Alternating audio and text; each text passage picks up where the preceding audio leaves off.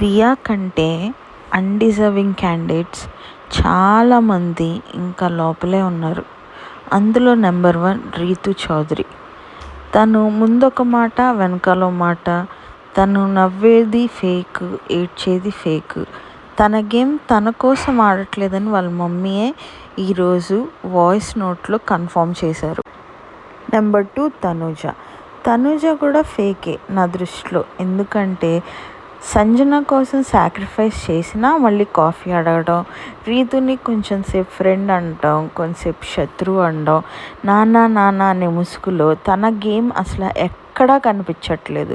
She is also undeserving according to మీ.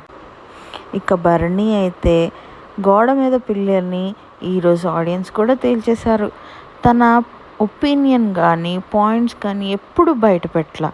ఫస్ట్లో సంజన గారు గుడ్డు విషయంలో మాత్రం సీరియస్ అయిపోయారు.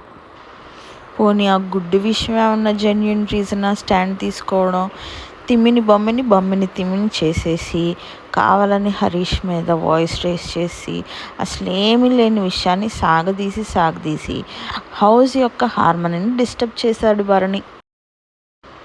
ఇక సుమన్ శెట్టి గారు అంటారా, సింపతితో లాక్కొస్తున్నారు. రాము రాథోడ్ అయితే తనకి స్టాండే లేదు.